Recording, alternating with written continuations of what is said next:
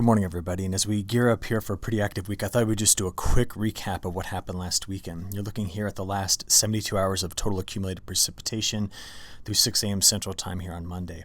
And of course, we had the large storm system that came out of the southern plains. This is the one that produced all this severe weather, including multiple tornado reports down here in parts of Texas, Oklahoma, Arkansas, and Louisiana. It also spread heavy rains through parts of eastern Kansas that stretched into the western Corn Belt.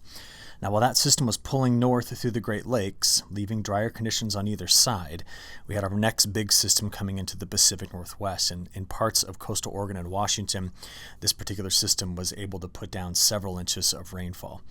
Now, what we're going to be watching this week is going to be the transition out of the system that's currently today plowing into the Pacific Northwest and how it's going to break off into two pieces.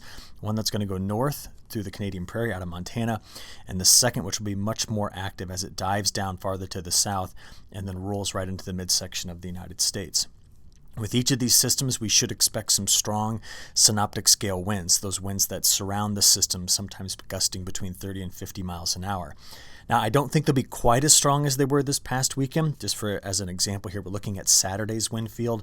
This is the one that brought such incredibly strong winds to parts of the central United States to the east and also coming off the mountains. Look at how strong these winds were coming from the west across parts of the Pacific Northwest and the Canadian Prairie. So we will see strong winds with this system that's upcoming, but probably not quite as terrible as we saw on Saturday for parts of the country.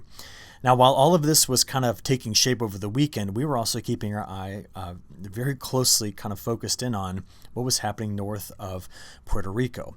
And now this morning we have the newest updates here for Subtropical Storm Nicole. Now that word subtropical means that this particular system does have a cold core rather than a warm core center. It actually has aspects of non-tropical characteristics, which would be a colder core. But it kind of doesn't matter. It's moving toward Florida.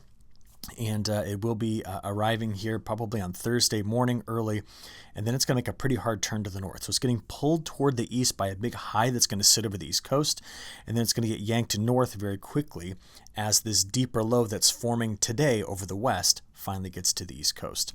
So this is our setup, okay? This is the deep trough we're going to be watching all week long. It's going to send one system early through the Canadian Prairie and a second system much deeper into California that comes out into the Dakotas later on this week. But with this particular setup, this is what we see in terms of precipitation when you compare it to normal. So you can almost find the trajectory, right? The system dives down and then ejects like this while Nicole comes over like that. So you can see there will be a large area through here that will see limited precipitation. We could get a lot of isolated storms that do come up and feed into this second low that comes out on Wednesday and Thursday right here in the plains, but not widespread rainfall out of this particular system. So let's kind of get into what's going to be changing here. Our all hazards weather map, we have the winter storm warnings for the Sierra Nevada, the Klamath Mountains. We also have them for northern Washington.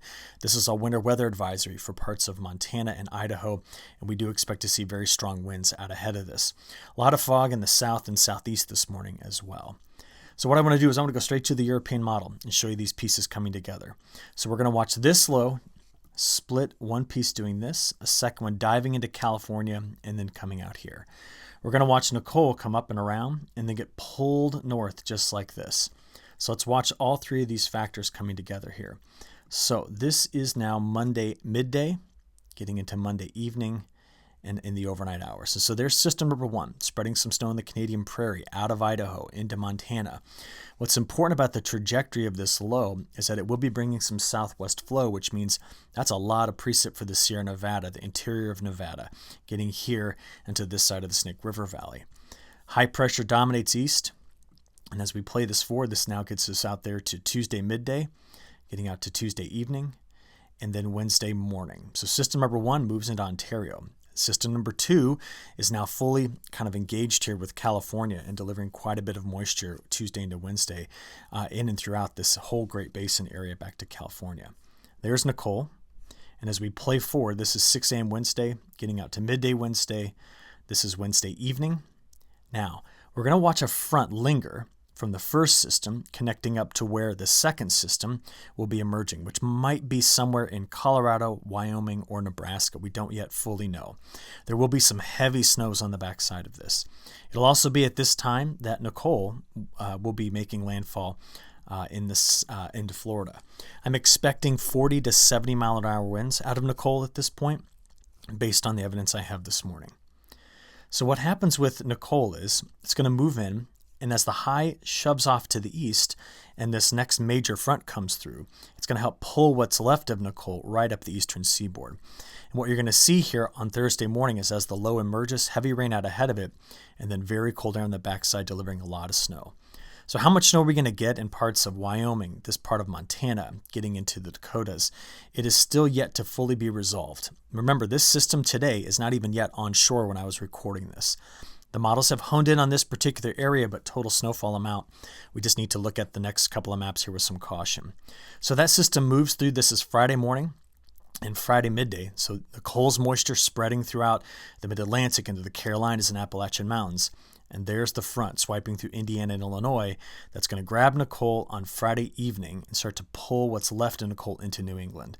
At that point, snow into Ontario, coming into the Great Lakes, and very cold air is going to follow this. Now, after we get through this week, things calm down. And I'm going to talk to you about that in just a second, but let's give you some totals here. Let's just run this out quickly and look at total accumulated rainfall through the next 7 days. We're going to pause it right about here. So remember, this is all going to be in the 2 to 4 inch range in places down here coming out of Nicole, swiping all the way up from Florida to Maine. Be drier in pockets of the interior. Scattered storms here midweek to late week with the system that's coming out of California. A lot of this will be snow, though, on the backside. We will be seeing, pushing into California, 1/2 inch to up to 2.5 inches of precipitation. The mountains could be picking up over 4 feet of snow above 4,000 feet in the Sierra Nevada. So that's some big time snow there. I want to show it to you. We just play this out through the next 7 days. And I just want to give you a kind of a word of caution here. When you see these really heavy snowfall totals in here, this is like 6 to 18 inches. Please understand that the model has yet to fully resolve the depth of the snow, but there is about an 80% chance inside this window I'm kind of circling here of getting at least 6 inches of snow, and the same thing in through this area. So very high probabilities of accumulating snows. But as you can see, the Sierra Nevada into the interior of the Rockies, this particular setup is delivering a lot of snow. But it's only about a week in length, okay, for these next 3 systems, because by the time we get out there to mid-November, we're developing what I call a cross-polar ridge feature. So there is a ridge in Alaska and a ridge forming in Scandinavia. So the flow comes across the United States like this, and that tends to produce some drier conditions. And that's why the whole new week 2 forecast is really only favoring above normal rainfall in the lower Mississippi River Basin. And we'll be checking on the Mississippi data later this week in my reports. But you do see near normal to drier than normal conditions with this. What will be the biggest change is going to be the temperatures. Here's today's high temperatures, and watch the cold air that's been lodged in Montana, the Canadian Prairie, and British Columbia just kind of unload across the United States on Tuesday. In fact, I'm heading up to Glasgow later today, so I'm packing like for full-on winter with this colder air. But you can see that out ahead of it, very warm conditions by Wednesday. This is all going to help with the possibility of some storm formation. This is also some pretty juicy air. That's why we're expecting some of that heavier precipitation in through here. But it's going to be replaced by Thursday, getting into Friday, Saturday, and Sunday. So as the ridge builds into Alaska, and as the ridge builds into Scandinavia, there's got to be cold air somewhere, so it's got to come right here through the Canadian Prairie into the eastern whole half of the United States. And that just seems to last. Take a look at this 5-day sliding window of temperatures as we move toward the middle of the month, and then right up to the week of Thanksgiving. We still see the risk of being cooler, a cooler start to that week of Thanksgiving here. Now, one other thing to cover, South America. We talked last week about the better chances of rain in Argentina and southern Brazil.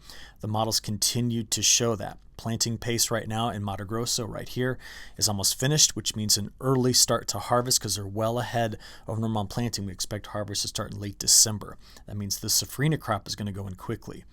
In tonight's in-depth video, I will be covering a lot about what the upcoming changes in this potential changes, I should say, in La Nina could mean for South America, North America, and Europe. But I won't be releasing that until pretty late. My flights don't get into Montana until about 8 o'clock tonight, so I'll have to get to the hotel and get everything settled before I start to record. But this will be a main feature. Are you watching? Right here, this is our current very strong La Nina. This is the 7-month forecast of what those ocean temperatures are going to do. And this is now March, April, and May. And what we start to see here is the end of this La Niña, which means it's going to start a third year but not finish it. And I think that's an important thing for us to discuss. And what are the likelihoods of this being right? So we'll look forward to kind of covering quite a bit in tonight's in-depth video. I'll talk to you again tomorrow. Thanks.